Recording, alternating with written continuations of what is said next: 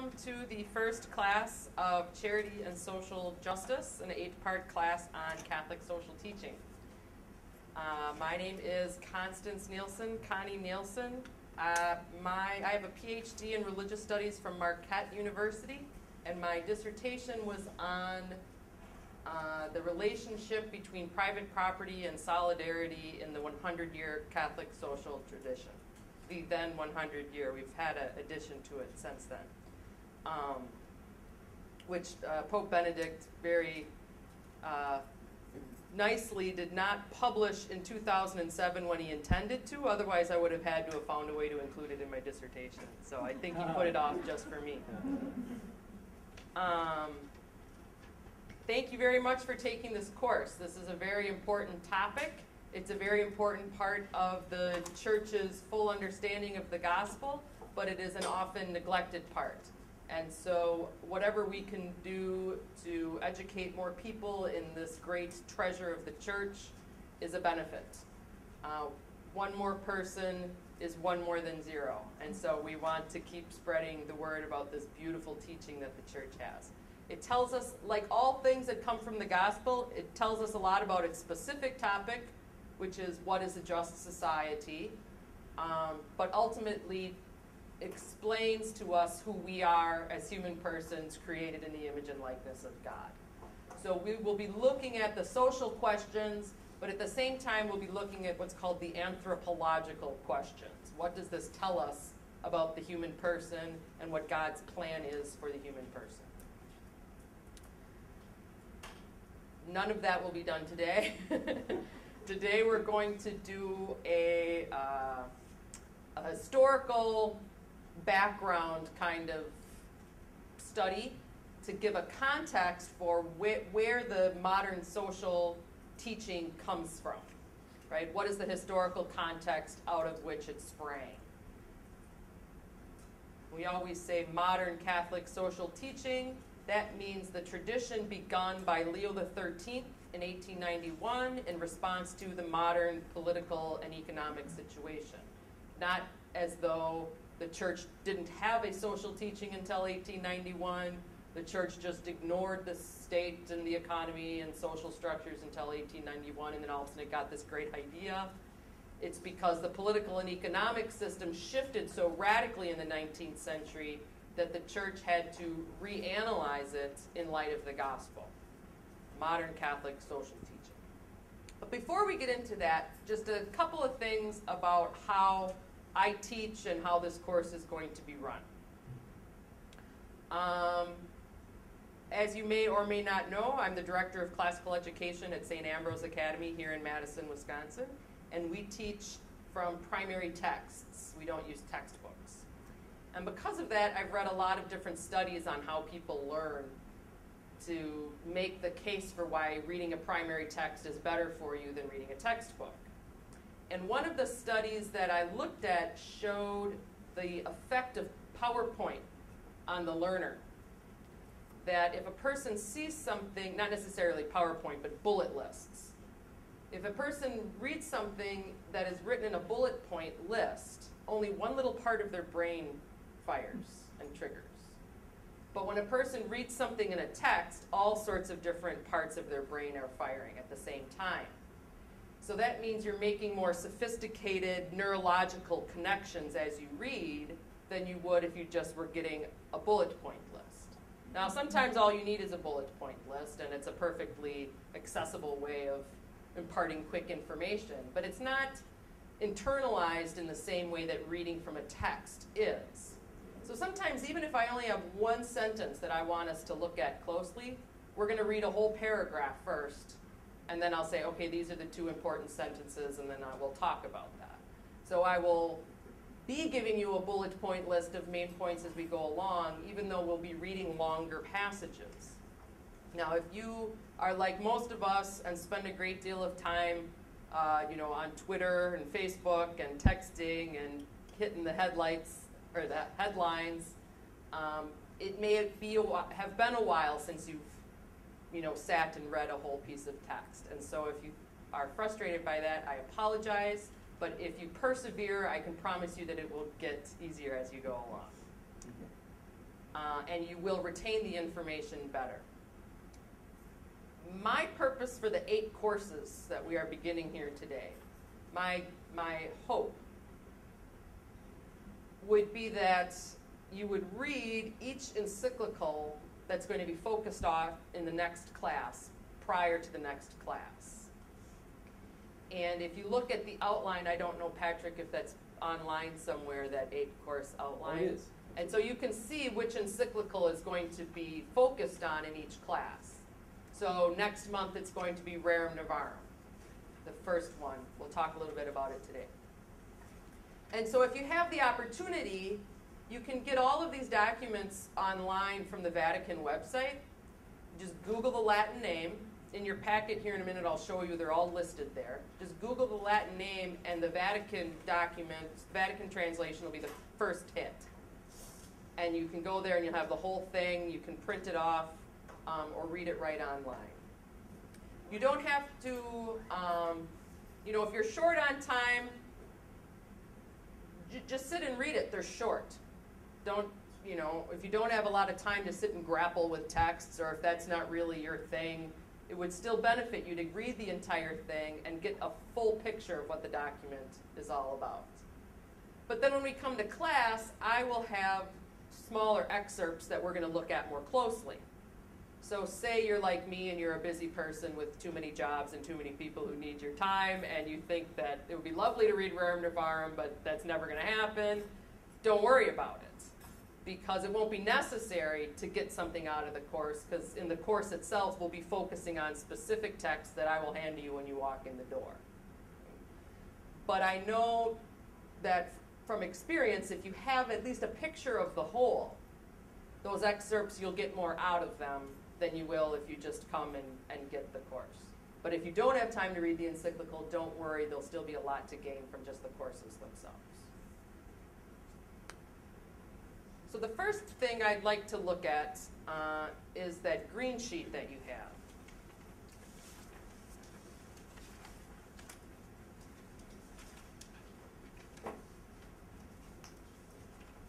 This is a passage from Lumen Gentium, which is a document of Vatican II, Light of the Nations, and it's about the laity. Now there's another document I'm going to talk about. I got to make sure it's on this list. It is not. I'll put it up here later. Christa Fidelis Laici, on the Christian laity, that John Paul II wrote. Beautiful document that is just expounding on this paragraph from Lumen Gentium, which is describing the role of the laity. And John Paul II says we are accustomed to a negative definition of the laity. A negative definition not meaning a derogatory definition, but meaning a definition that tells us what the laity is not. You ask most people, what is the laity? They'll say it's all the Christians who are not priests and religious. Right? Well, that's told us what the laity aren't. It hasn't really told us what the laity are. And so Vatican II wanted to give a positive definition of the laity. What positively is the lay vocation? And this is a paragraph that sort of summarizes what their answer was. What specifically characterizes the laity is their secular nature. Now, that word is a charged word because we are accustomed to saying we want to fight secularism. And secularism is the philosophical notion that religion should be kept over here in this corner and secular issues over here in this corner, and they should never intersect with each other. Right? Secularism, and that's bad, and we want to combat that. But what you'll see when we get to the end of this paragraph is that by saying that the laity, the vocation of the laity has a secular nature, the church is actually combating secularism. Okay, so don't be afraid of that word. All it means is things that pertain to the temporal order, to the world of time. Right? What specifically characterizes the laity is their secular nature. It is true that those in holy orders can at times be engaged in secular activities and even have a secular profession. But they are by reason of their particular vocation, especially and professedly ordained to the sacred ministry. Similarly, by their state in life, religious give splendid and striking testimony to that world, testimony that the world cannot be transformed and offered to God without the spirit of the Beatitudes. But the laity, by their vocation, seek the kingdom of God by engaging in temporal affairs and by ordering them according to the plan of God. They live in the world, that is, in each and in all of the secular professions and occupations. They live in the ordinary circumstances of family and social life, from which the very web of their existence is woven. They are called there by God that by exercising their proper function and led by the Spirit of the gospel, they may work for the sanctification of the world from within as a leaven. In this way, they may make Christ known to others, especially by the testimony of a life resplendent in faith, hope, and charity. Therefore, since they are tightly bound up in all types of temporal affairs, it is their special task to order and to throw light upon these affairs in such a way that they may come into being and then continually increase according to Christ, to the praise of the Creator and the Redeemer. So that is a very beautiful, positive definition of what the lay vocation is. And you can see that if we accept the secular character of the lay vocation, we're combating secularism in the world. Because it means that the laity who are engaged in the world, who are intimately connected with every profession and cultural sphere, if they live a life of faith, hope, and charity and profess the gospel in the world, then they evangelize the whole world, like leaven in the dough. Seek the kingdom of God by engaging in temporal affairs and by ordering them according to the plan of God. That is what the secular character of the lay vocation is. And you're going to hear me say that again and again and again. John Paul II, in that document, Christa Fidelis Laici, says that the task of the laity is to animate the temporal order according to God's original plan. That's a big job. That involves a lot of different issues. And that is what Catholic social teaching gives to the laity, right? Principles that they can follow in order to fulfill this task, right, of ordering creation according to the plan of God. But it can be tricky. For example, usually my examples revolve around either private property or solidarity because that's what I've spent the most time studying. The church teaches, and we're going to talk about this next class, that God created the world to sustain everyone. This is a principle called the universal destination of goods. We're going to talk a lot about it next month. God created the world to support all of his children. However, as St. Thomas Aquinas tells us, he left it up to human ingenuity to determine how best to make that happen. So his plan for creation is that it supports all of his children, which is everyone. But he kind of said, here you go, now you figure out how to make that happen. Which, of course, you know, from our perspective, we always wonder if that's such a good idea. But God seems committed to this free will thing that causes so many problems for us here below. Mm-hmm. So he left it up to human ingenuity, which means then that we have to, using our free will and our reason, devise the best way of accomplishing the plan of God for his creation. And that can be challenging. And that can result in diverse answers.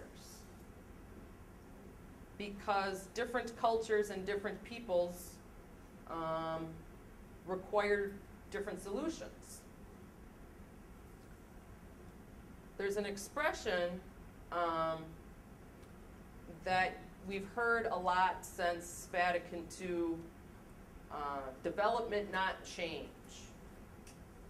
Development, not change.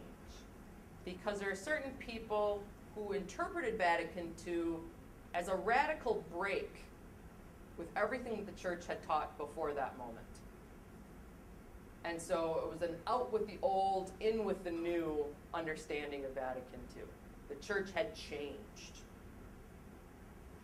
And the correction for that, because of course the church can't change, because the job of the church is to preserve the gospel given to us by Christ. So if we change, all that means is we've abandoned the teaching of the apostles, which it is the commission of the church not to do. So we can't change, strictly speaking. But it also doesn't mean that the faith that Jesus gave to the apostles is just this stone that they carried while they were alive, and then they handed on to the next set of bishops to carry the stone. And we just still have this stone that we've been keeping solid since St. Peter. Right? We grow in our understanding of the faith of the apostles.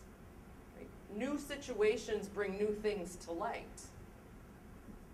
New challenges. We can see this even in the early church. If you ever studied early church history or take a class in early church history, the church has these great moments of development right after some terrible heresy comes around, right? Because we understand then better what we do believe, and we understand then better how to say what we do believe.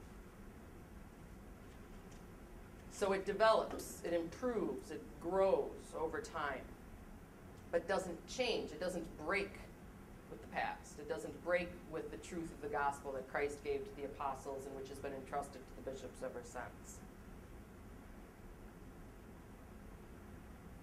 And I bring this up because nowhere is this debate or this controversy over development versus change more apparent than in Catholic social teaching.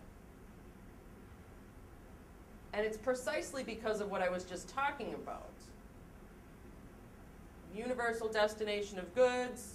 God wants his creation to sustain all of his children, but it's up to us to figure out the best way of doing that, and there are multiple diverse ways of making that happen. There isn't necessarily one set thing that is true for all times and all places and all peoples.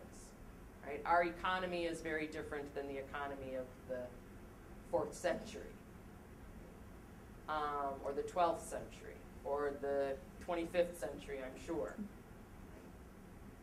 And so as we read Catholic social teaching, we can get caught up in the diversity of things that they have to say on the level of putting these principles into action.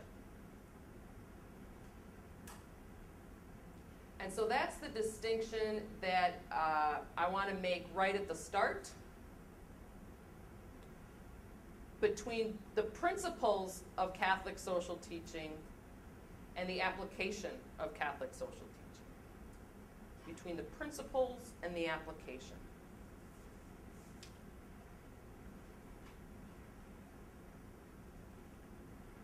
Because the principles are inspired by the gospel and therefore are transcendent and eternal and constant.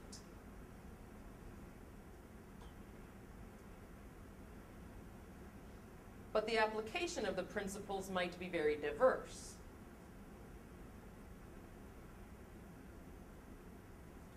This is another one of those situations in Catholic theology where we're trying to maintain two seemingly contradictory things at the same time, like nature and grace, or providence and free will, 1 and 3. And it's the individual and the community. I mean, I could go on and on and on about all these different things that seem to be in tension in Catholic thought. And people like to talk about it as a balance. I don't like to talk about it as a balance because it sounds like 50% of this and 50% of that in balance. But what really is happening in these things is it's 100% of this and 100% of this other thing that seems to be in contradiction, right? I'm completely natural and I'm totally grace. I'm not half and half stuck together. Right? I am 100% an individual and I'm a 100% a part of the community. I'm not by myself sometimes and with people sometimes. I'm always 100% both of those things. God is 100% 1 and 100% 3. same time. Right? It's a little mysterious, sort of goes beyond our materialistic understanding of a world where something can't be 1 and 3 at the same time. Nevertheless, we know it to be true. The principles in the application work like that as well. And this is what happens when they get out of sync if you lose the 100% of both mentality. Because there are people who will get very caught up in the diverse ways of applying Catholic social teaching, the legitimately diverse ways of applying it, and lose the principles and become relativistic. There is no longer an objective, transcendent, eternal principle. There's just the mucky mess of the day-to-day, and things are always changing, and nothing is forever. Right? And they adopt a sort of relativistic or subjectivist attitude about things. But there's also another problem on the other side, which is people who become so enamored of the transcendent, eternal nature of the principles that they deny the legitimate diversity of application, and they become sort of absolutist and rigid and rigorous, and think that this means there's just this list of laws that we just impose on the world that will make it just. So we want to avoid falling into the absolutist cliff, off the absolutist cliff, or off the relativistic cliff, and learn what the principles are and look at the various legitimate ways of applying them. Just to give you an analogy of what I'm talking about. I've used this analogy many times, so forgive me if you've heard it many times. But I think often about parents and their principles of parenting. So a mother and father, they could have as one of their principles as a parent, part of their theory of good parenting, that they want to promote education. And they want to reward effort in study. And one child could get a B- and they take their iPad away for 2 weeks as a punishment. And one child could get a C+ and they would throw him a party because they were so happy for him. Right? Because that child struggles and he had to really work for that C+, so we're getting him a new bike. And this kid is a genius and there's no reason for them to get an A-, and so we're taking their Nintendo away from them. Maybe an A- is a little harsh, but you get the point. It doesn't mean that their views on education have changed any. Right? Their principle that education is important is consistent. It is objective. It is non-negotiable for them. But because their children are different, the way they enforce that principle might be different, because different patients need different medicine. Right? The good doctor does not prescribe the same medicine to every patient. So you can see with that example how you could have a consistent principle that is unalterable, but still have to apply it in different ways in order to achieve what your real goal is. And so you'll see that a lot in Catholic social teaching, because Leo XIII is writing in the rise of industrialization. There's a very small number of capitalists, and there's this mass poverty of manual laborers. And then John Paul II, in the West at least, he's mainly addressing the West. John Paul II, though, when he talks to the West, it's the 80s, and all of a sudden there's this huge middle class of consumers. And there's a real disparity between the so-called first world and the so-called third world. And so the way they approach the question and the things they emphasize and the things they present as solutions to the problem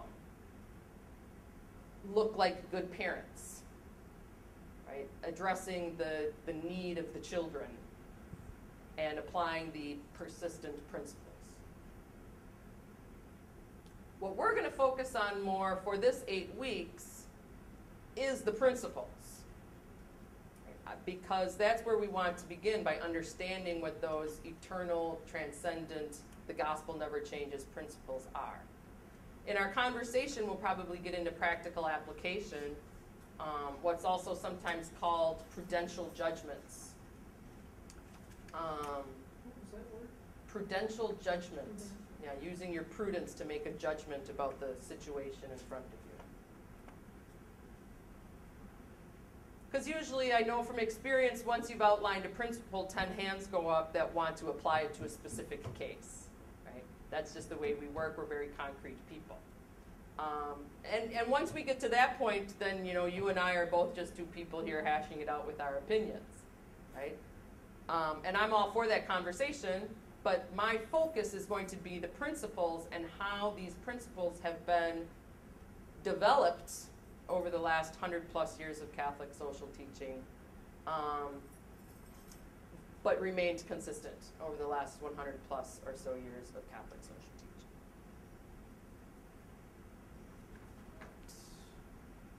Are there any questions about that right off the bat? Sorry, I know sometimes it's a little bit like I ask you to get out your bucket and I turn the fire hose on. It'll slow down once we start looking at texts. Then for the rest of this first hour, before we take our break, you can turn to the second page, just after the title page there, where it says Catholic Social Teaching Resources.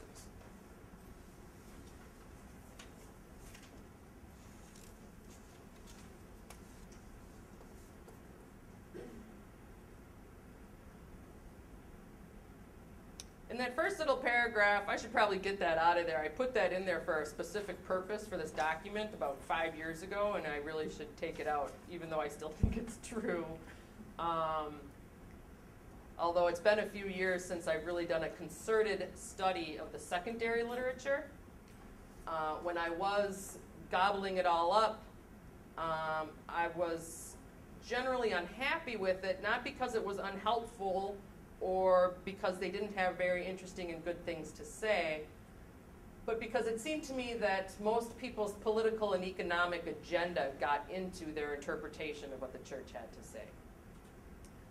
Very few things that I read were really coming from a perspective of a student that wanted to learn from the church, and rather as a capitalist who wanted to prove that their position was the right one, or a socialist who wanted to prove that their position was the right one.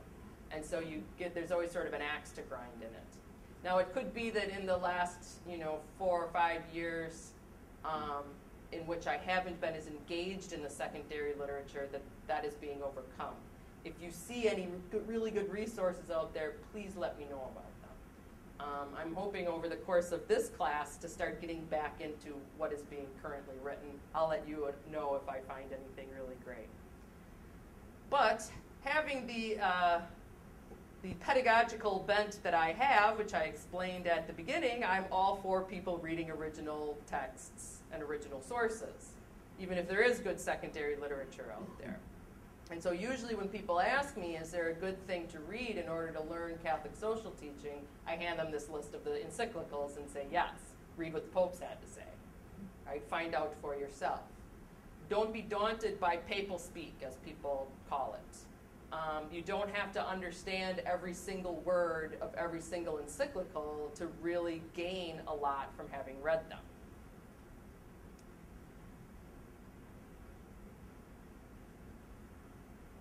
So in 1891, you see the first one there, Leo XIII publishes Rerum Novarum, of the new things, that is. I don't know if you all know that these Latin titles for church documents come from the first 2 or 3 words in the original Latin text. So they're not titles in the proper sense. They're just the first couple of words in Latin become the title. I think the English title is on the laboring classes or something like that. So Rerum Novarum means of the new things, because he wants to write this encyclical about the new things that are happening. Secular government is on the rise. It's new. Industrial capitalism is on the rise. It's new. Socialism is being proposed as a theory. It's new. And the church wants to address these new things in light of the gospel. Now we're going to look at some of those new things in hours 2 and 3. We're going to start with Adam Smith and Karl Marx today, because I think they will be very helpful in unpacking what the popes say and why the popes say it, if we see what the little knot was that sparked the teaching. But in brief, right now, what was happening in the 19th century is that the free market capitalism of Adam Smith had, over the last century or so, become the dominant model of commerce. And the result was that the increased wealth being generated in the West was being concentrated in the hands of a very small number of people. And because there was no legislative control whatsoever, then a power structure got created that was perpetuating itself. And so even though the whole society was necessary for the production of this greater wealth, a very small number of people within that society were enjoying the fruits of it. And the mass was poor. The great majority was poor, and not just poor, but on the brink of destitution. Living lives not befitting the dignity of their human vocation. So it was a big problem, and people who cared about the common good were aware of it, and people were talking about it, and ideas were being thrown around about how to correct it, and what can we do without violating other very important principles. At the same time as this was happening, the influence of the church was being eroded by the rise of the secular governments that were taking away church property and kicking different religious orders out of their country. And so all of these great charitable organizations of hospitals and schools that were being run by the church were weakening. How do we fix this? And the first person to really gain some traction was Karl Marx with socialism. And socialism was very attractive to many people, and we're going to look at some of the reasons why it was attractive. There are many things about it, in all honesty, that are attractive. But at the end of the day, totally unacceptable. And so the church was faced with a double problem of the unjust situation that we had and the unjust situation that was being offered as its solution. And so then Leo XIII publishes Rerum Novarum in 1891 to address those issues. And if you can read no other encyclical on this list here, read that one, is my recommendation. It's the shortest, so that's helpful. It is the most straightforward. It's very straightforward.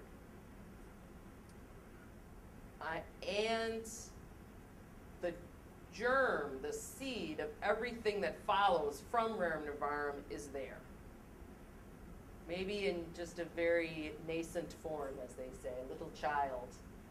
There's 2 lines in Rerum Novarum that John Paul II wrote an entire encyclical on. Laborem exercens, which sadly we're not going to devote to class to because it's a beautiful, beautiful document. And it's just a 80-page elaboration of 2 or 3 sentences in Rerum Novarum. Something said very concisely and quickly and taken for granted in Rerum Novarum, and he just gives us this big theological reflection on just those 2 lines. So there's a great wealth in Rerum Novarum, even though it's a little small. If you read the whole thing and only remembered 3 things, you would be a better person for knowing those 3 things. But so important was Rerum Novarum. Rerum Novarum had a huge impact on the whole world when it came out. If you look at the writings of the time, everyone was paying attention to this document, Catholics and non-Catholics alike. It created a big stir. And he said a lot of really radical things in it for his time, which is kind of funny because people nowadays look back on Leo XIII, as this, oh, he was so conservative and he was, elitist, and they say all these things about him in order to contrast him with the dynamic papacies of our time. But if you read the historical accounts of Leo XIII in his day, everyone thought he was this radical liberal that was going to bring the church down. He was doing all this stuff that was making people very nervous. He let the seminarians ride bikes. They couldn't believe. He brought electricity to the Vatican apartments. Right, he was a modernist because he brought electricity and bicycles. They just thought he was this crazy liberal guy. And he makes some pretty radical claims in Rerum Novarum, understood in their historical context, that we don't really pick up on because they're, by our time, not radical at all. His defense of the rights of the workers to organize was a bold statement in his time, because it was against the law almost everywhere for workers to organize. And the only other person saying workers had a right to organize was the socialists. Right? And so it was very bold of him to say, oh no, absolutely, unions, that's a natural right, because people are social, and by nature, they congregate in groups in order to get things done, and you can't tell them they can't do that. That's why we have government, because we are social people who band together to get things done. You can't deny them that right. And people, got nervous. He argued, and we'll look at this one next week because it's one of my favorite things in the tradition, because it's such a beautiful argument, it's so perfect, that there was a just wage that a worker was owed. Because the idea, we're going to hear Adam Smith talk about it here in a minute, the idea was that if the worker agreed to work for this price, then that was their problem. I offer you 10 cents a day, you're free to say yes or no to 10 cents a day, and if you say yes to 10 cents a day, then I have treated you with justice, because you can always say no if you want to. And so that's what determined wages, the supposedly free contract. We'll find out next week that the problem there is that it typically wasn't a very free choice, because if he said no, his entire family would starve because no one is offering any more than 10 cents a day. And Leo said that's not justice. Just because a contract is freely signed does not mean it is just. And there is a just wage below which you cannot go. Because a person works in order to survive, and if what you pay them is not what they can survive on, then you have violated justice. And they should be able to raise a family on it. And that was a really bold claim, because all of the laws were in favor of the owners keeping wages as low as they possibly could. And they trusted in their own inherent justice by relying on this notion that if the worker freely agreed to it, it was okay. And Leo says, no, that's unjust. That's patently unjust. So it was a pretty radical, bold thing, and a lot of people paid attention to it, and a lot of people were really drawn to the church because of this very beautiful and firm teaching. And so important did it become for the church that the popes have subsequently written encyclicals on the anniversary of Rerum Novarum, commemorating it, reaffirming the importance and the enduring value of the principles laid down by it, and then applying those principles anew to whatever the historical contingencies of the day are. So if you go down that list on page 2, Quadragesimo Anno, on the 40th year, right? Pius XI wrote that on the 40th anniversary. Mater et Magistra, mother and master, that's the church. Mother and teacher, really. 1961. Octogesima Adveniens, on the approaching 80th anniversary of Rerum Novarum. Laborum Exercens in 81, and Centesimus Annus, the 100th year, 1991. So that's part of this social tradition, is the commemoration and reapplication of what Leo XIII published in Rerum Novarum in 1891. But you'll see that not every single one of those dates ends in 1. Pacamentaries, 1963, say, a standalone episode, shall we say. But in 1977, you can see Paul VI wrote Populorum Progressio. And this is very much in the teaching on social matters, but with a slightly different emphasis. Where the Rerum Novarum tradition is more focused on politics and the economy and labor and work relations and how these need to be ordered according to the plan of God in keeping with the dignity of the human person. Populorum Progressio is more focused on that dignity of the human person. So he begins from the other side and radiates out from there. The topic of Populorum Progressio, according to Paul VI, is authentic human development. And he's picking up on something that John the 23rd, Blessed John the 23rd, really brought to the fore in his encyclicals, which we're going to look at when we get to Blessed John the 23rd. That the only reason any of these social structures exist, the state, the economy, the markets, the only purpose for the existence of these things is the human individual. They are all meant to be in service of the individual person uniquely willed by God. It's not like the institution is up here because it has its own right to exist and the people are down below it, paying homage up to it, trying to serve the market or serve the state as though they are higher than the individual person. Those things only exist for the flourishing of the individual human person. And to the extent that they promote that flourishing, they're good, and to the extent that they harm that flourishing, they're bad.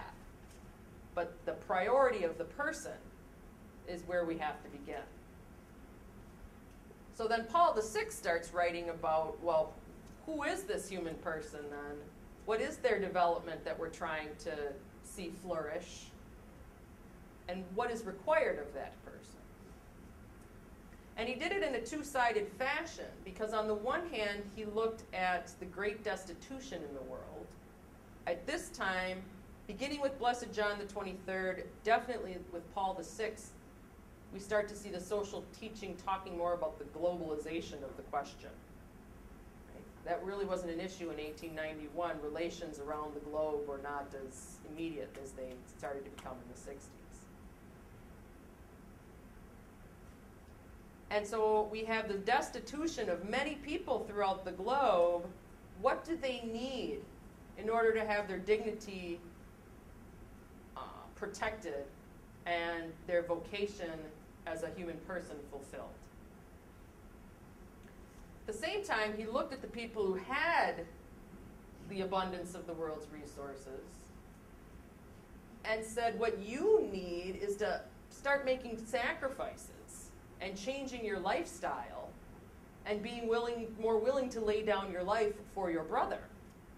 Not just because he needs stuff, but because you as a Christian need to be that person. So the dignity of the human person addressing both sides of the problem, both material poverty and spiritual poverty. And solidarity being offered as sort of the correction of that whole messy picture. And that was a tremendous addition to the conversation, so to speak. John Paul II thought it was so great that he wrote in 1987 Solicitudo Rei Socialis to commend the anniversary of Paul VI's encyclical. And so a kind of separate but complementary tradition of reflection started to come about within the Catholic social teaching. And Caritas in Veritate was meant to be a similar commemoration of Populorum Progressio. If you read it, you'll note frequent reference to it. That is the purpose of the document. I can't remember what happened. The Pope was in the hospital or something. He says in the letter, this came out late because of whatever event made it come out late, which is great because I defended my dissertation in 2007, and so if it had come out in 2007, I would have had to quick whip something together on it, and as it was, I didn't have to do that. So, thank you, Pope Benedict. So we're going to distinguish a little bit between these two traditions as we go through. But obviously, you know, they completely cohere with each other. It's just a question of, you know, one emphasis or another. So we'll take a short break here then, unless anybody has any questions they'd like to ask at this time. All right, thank you very much. I'll see you in 10 minutes.